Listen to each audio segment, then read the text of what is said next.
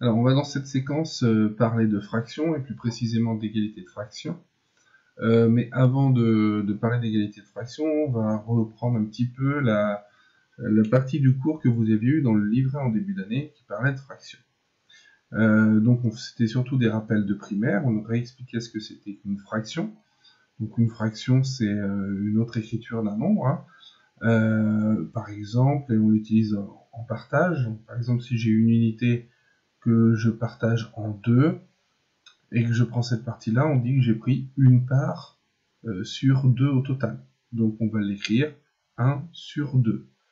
Alors la barre ici, la barre de fraction, c'est aussi une division, 1 divisé par 2.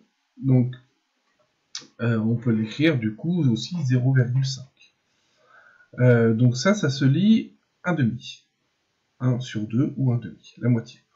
Si je découpe en 3 et que je prends 2 parts, ben on va dire que j'ai 2 sur 3 et on va lire 2 tiers. Donc sur 3, ça se lit aussi tiers. Alors, on a ici pas d'écriture décimale. 2 divisé par 3, ça ne se termine pas. Donc, pas d'écriture décimale pour cette fraction-là. Si j'ai une unité complète, que j'ai découpée en 4, plus une autre unité que j'ai découpée en 4 aussi, je prends 3 parts, bah, au total j'ai 7 parts coloriées sur une unité qui vaut 4, donc 7 sur 4, et on lit 7 quarts. Le nombre du haut s'appelle le numérateur, et le nombre du bas, le dénominateur. Un autre exemple ici, j'ai découpé en 8 l'unité, j'en ai pris 3 parts, ce qui me fait donc 3 sur 8 ou 3 huitièmes. Donc là, c'est des cas un peu particuliers pour la façon de nommer. Donc sur 2, on dit demi, sur 3, tiers, sur 4, quart. Et ensuite, on va dire 5e, 6e, 7e, 8e, etc. Voilà pour ce petit rappel. Si je prends donc une orange que je coupe en deux, je coupe cette orange en deux, on peut donc dire, si je prends une partie, une des deux parties, donc cette partie-là correspond à une partie sur les deux, donc je peux écrire comme fraction qu'elle correspond à 1 demi. Si maintenant je recoupe en deux cette partie d'orange,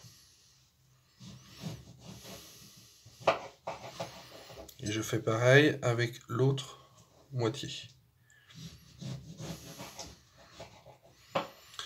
Si je considère maintenant la même partie de cette orange. Donc tout à l'heure, on avait dit que cela correspondait à une partie sur deux, à 1 demi. On voit ici maintenant que j'ai donc 4 morceaux, et donc que cette partie de l'orange, qui correspond à 1 demi, correspond aussi à 2 parties sur les 4. 2 parties sur 4. Donc on peut écrire que 1 demi, c'est aussi 2 quarts. Donc on peut passer d'une fraction à une autre, fraction égale, écrite différemment. Donc comme on vient de le voir dans la petite vidéo là avec l'orange, on peut donc dire que 1 demi est égal à 2 quarts. Ça veut dire qu'on peut passer d'une fraction à une autre fraction qui lui est égale. Donc 1 demi c'est la même chose que 2 quarts, comme on vient de le voir. Donc pour passer de 1 demi à 2 quarts, bah, comment on fait? On voit que pour passer de 1 à 2, on multiplie par 2. Et pour passer de 2 à 4, on multiplie aussi par 2. Donc deux fractions sont égales si on peut passer de l'une à l'autre en multipliant par le même nombre. Donc l'orange, au lieu de ma moitié d'orange, au lieu de la découper en 2, j'aurais pu la découper en 3. Et à ce moment-là, j'aurais eu, si j'avais découpé les deux moitiés en 3 parties pour chacune, j'aurais eu en tout 6 parties, et une moitié aurait correspondu à 3 parties. Donc je peux multiplier par 3. Là tout à l'heure j'ai multiplié par 2, mais je peux aussi multiplier par 3. Et donc 1 demi, la moitié, ça serait la même chose que 3 sur 6. Donc voilà, alors là on voit que le numérateur et le dénominateur de 3 sur 6 est plus grand que le numérateur et le dénominateur de 1 sur 2. On peut aussi aller dans l'autre sens. Par exemple, j'ai 8 sur 10, je voudrais trouver une fraction égale, mais avec un numérateur et un dénominateur plus petit. Donc, tout à l'heure j'ai multiplié, donc ça augmente, hein. Donc je peux aussi aller dans le sens inverse. L'inverse de la multiplication c'est la division. Donc je vois ici que 8 et 10 sont tous les deux dans la table de 2, puisque se termine par 0 et 8. Donc je peux diviser par 2 le numérateur et le dénominateur. Ainsi, donc 8 sur 10 va être égal à 4 cinquièmes. Voilà. On dit ici que j'ai simplifié la fraction. Pour en revenir donc à la partie cours.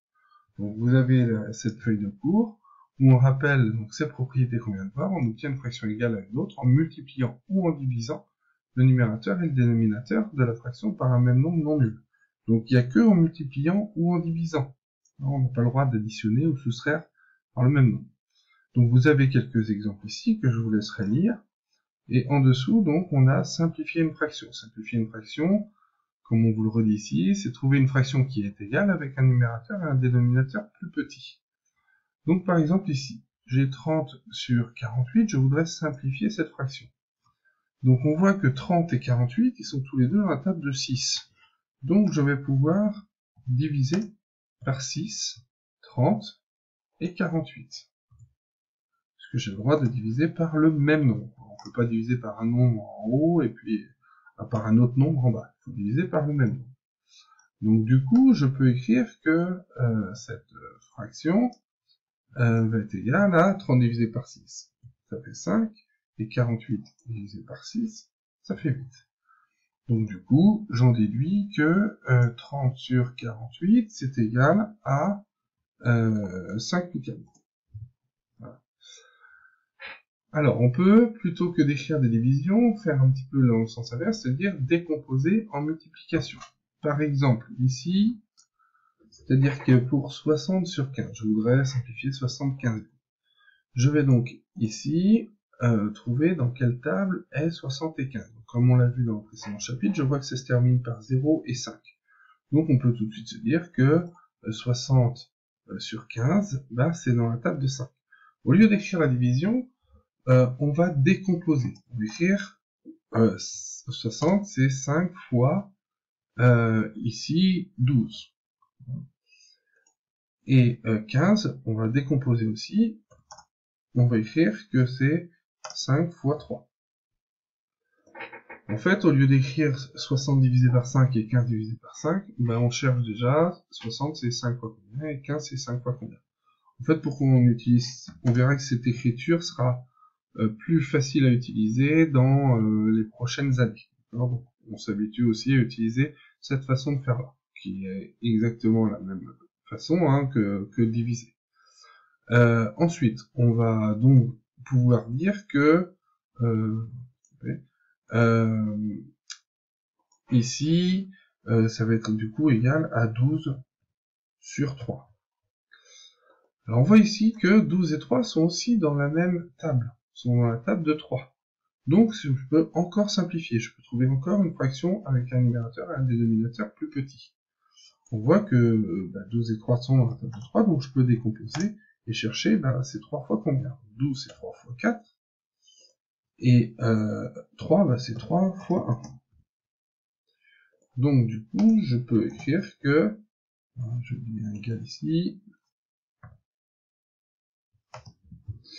je peux écrire que 60 sur 15, du coup, va être égal à 4 sur 1. C'est autrement dit, 4 sur 1, ça fait 4. Donc, et si je fais 60 divisé par 15, j'avais bien trouvé 4. Donc voilà, on dit que j'ai simplifié au maximum la fraction.